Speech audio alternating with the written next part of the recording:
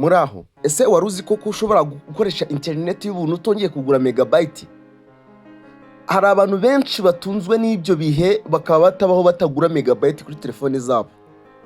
Niba nawe ushaka kugira ngo ube muri ubwo buzima bwo ubaho utagura internet, ngiye kubigufashamo muri no video ntoya ngiye gukora. Hari video nagiye nkora nsobanura ngo dore uburyo wakoresha internet. Ngewe maze hafi amezi 12 yose nkoresha internet, nazi ngo ese kugura data bimeze bite, kugura megabyte cyangwa kurara ku bigo runaka ugura megabyte cyangwa wagiye kuri wifi. Abantu benshi bajya barara ku mashuri, ahantu ku kagari, ahantu hagiye hari ama wifi nyine. Rero nagiye nkoraho, nashatse gukora kuri internet nkoraho video, YouTube imereza copyright strike. Imereza copyright strike imbuza gukora nyine, ishaka nko kumbuza kugira ngo ninerekane ino application. Ariko ngiye gukora ino video nyikoresheje mu bintu bijyanye n'amafoto kugira ngo inze kuyobora wowe ushaka gukoresha ino internet, kuko ndabizi neza ko hari abantu bishobora kuza gucanga byagucanga ukabona nyine birakuyobewe. Ariko ndagushyiramo nimero yanjye ya telefoni, unyandike kuri WhatsApp nibuze kubugufashamo, ndaza kugufasha neza. Buri wese uri bunyandikire kuri WhatsApp ambwira ngo ngewe internet namaze gushyiramo ino application, namaze kuyestara, ngaho nyobora kuntu ndibuze kuyestara. Ndaza uze kunyandikira kuri iyo nimero nze kugufasha kuyestaramo iyo internet. Iyi internet ikora neza, kandi ikindi kitonderwa nanone ikora kuri telefoni zose zifata 4G, cyane ku bantu bari mu Rwanda. Abantu bari mu Rwanda muri internet ikora mu bigo byose, ariko ngiye nakoze ubushakashatsi ku bantu bari mu Rwanda bonyine abanyarwanda bonyine nibo bari bemeye gukoresha ino internet. Ino internet ikorana na telefoni zari zose, havuyemo telefone za Airtel. Imagine izo telefoni nubwo zifata 4G ariko ntabwo zemerewe kuba zakoresha ino internet. Mbese internet ikora kuri telefoni zose, Infinix, Tecno, Pop kangahe ifata 4G, mbese Samsung, iPhone, telefoni izamoko zose zibaho nyine, havuyemo telefoni za Airtel. Imagine nawe ubitekerezemo. Rero muri ino video ngiye kugukora video y'uburyo wakoresha ino internet. Ni internet rwose, ni internet ku buryo abantu bose barimo barayikoresha nayihaye, mbese barambwira ngo warakoze kuturemera, warakoze. Ariko rwose nababwiye ngo mugiye muri kiri kuri YouTube channel yanjye ya Mwesige TV show, nta kintu muzamburana rwose, nta kintu na kimwe muzamburana. Fata telefone yawe nkwereke. Niba rugamba rugeze kuri no YouTube channel yanjye, ndagusaba kugira ngo ukande subscribe kuri no channel yanjye, kuko ino channel yanjye ni channel ya mbere icisha ibintu by'ukuri kandi byiza. Rero ahangaha mugiye kujya muhabona ibintu byinshi cyane, nako musanzwe munabibona amavideo menshi yigisha uburyo wafunguramo TikTok, uburyo wakorera amafaranga kuri social media, uburyo wabonamo amafaranga kuri Facebook, Instagram, ni ibintu byinshi cyane nyine. Twakozeho video nyinshi zigiye zivangavanze, zigenda zigisha ikoranabuhanga. Niba nawe ushaka kumenya rero ngo ni gute namenya, hari abantu benshi nyine ni gute namenya uburyo nakora amafaranga kuri Facebook, YouTube n'ibindi byose n'undi nunyandikira ndibuze kubigufashamo. Okay, reka ngiye kukugura iyo application uyidownloading muri telefone yawe. Muri ino video noneho NB ikitonderwa, muri ino video ndaza gushyiramo video nakoze ibisobanura iyo YouTube itigeze isiba.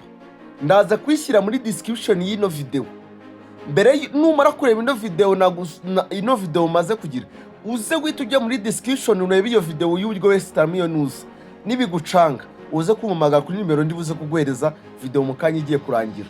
Okay, twagiye. Muri ino video ndibuze gutanga amahirwe ku bantu babiri bonyine, ku bantu babiri bakeneye kuba babona subscribe 1000. Abantu bakeneye kubona subscribers igihumbi, bivuze video igeze hagati.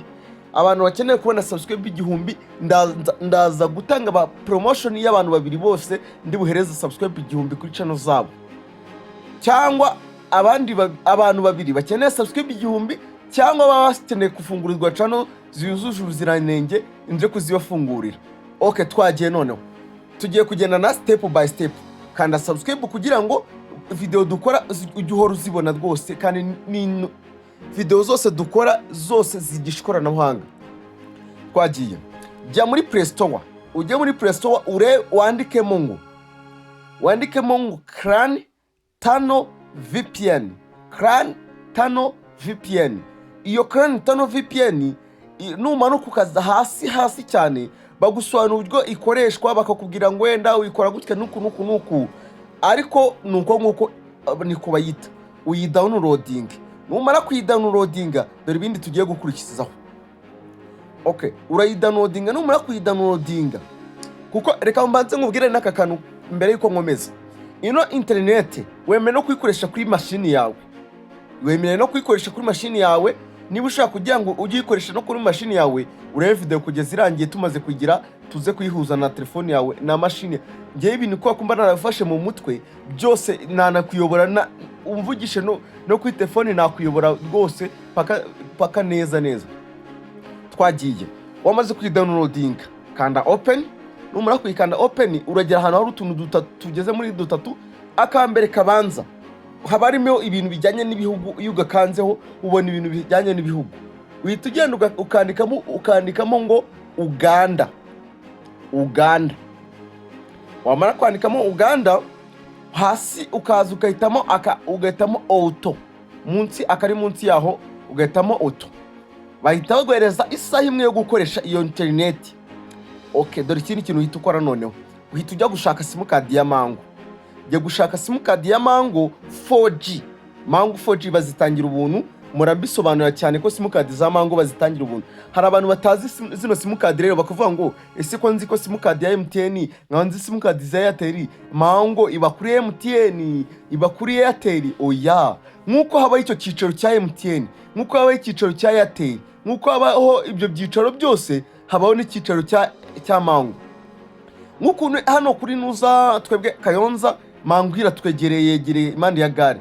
Ahantu hose wajya mu mujyi urababaza ngo ese Mango ikorera hehe, Mango ni hehe ikorera, bahita bahakwereka cyane. Wowe ikintu iyo ugiyeyo urababwira ngo nkeneye ko mu masimukadi ya Mango 4G. Iyo bayiguhaye bayiguhera ubuntu, ariko wowe ukaguraho internet nkeya yonyine. Iyo umaze kugura internet nkeya, wenda nk'urugero ugura nka gigabyte igura 300, yego iyo 300 ugahita ugashyiramo iyo telefone.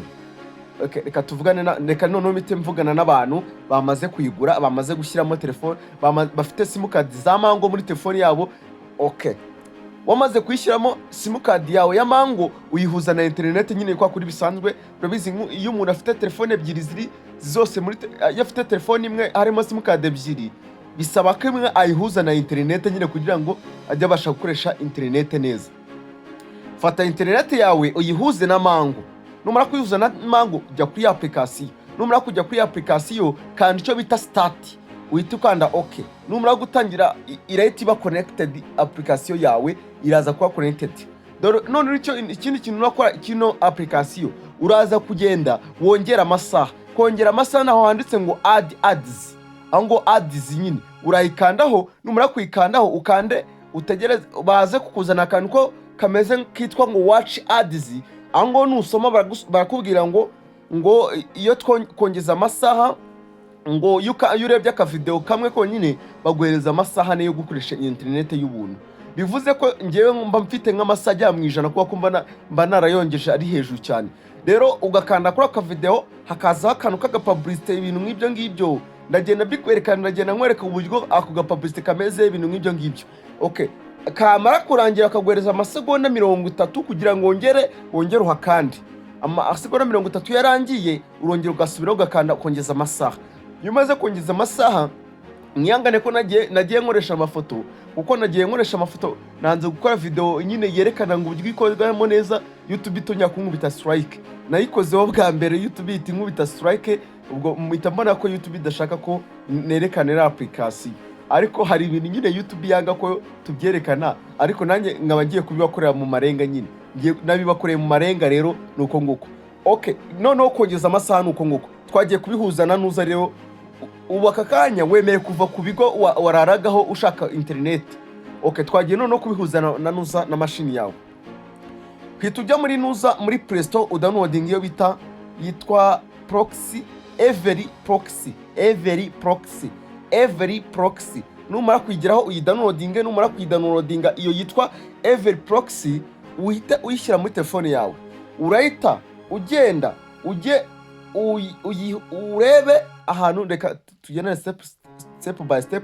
Uraza kugenda uhita ufungura ino internet, noneho iyo Every Proxy urayifungura, uhita ujya kuri telefone, kuri laptop yawe, ujye kuri yo wita window. Abantu bafite laptop muranyumva neza, kuri kara kantu nyine kaba kitwa window, ugakandeho uhite wandika muri search, wandikemo ngo proxy, n'ubundi muri nuza barakuzanira ahantu ho gushyiramo imibare. Urandikamo iyi mibare ngiye kukwereka muri nuza hano muri screen iyi ngiyi ngiye kukwerekamo. Iyo mibare uragenda ukayandikamo, n'ubundi hano ibikirimo hano muri proxy babayiguhaye, uragenda ukayandikamo, ukandikamo hirya muri port ukandikamo 80 bikabirarangiye. Aho uragera bikakucanga, nawe uze kumamagara umufashe rwose 100%. Murakoze cyane. Muri no video nyikoze mu bintu bijyanye n'ikira, mbese ni nk'amarenga nshatse. Ntago mbizi niba YouTube iri buze komereza strike, ariko nyikoze mu bintu bijyanye n'amarenga nyine kugira ngo YouTube itabimenye.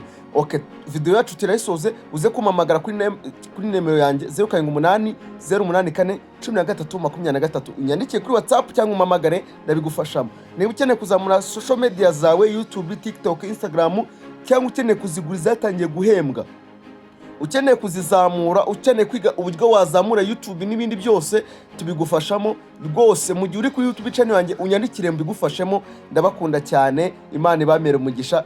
Ciao ciao.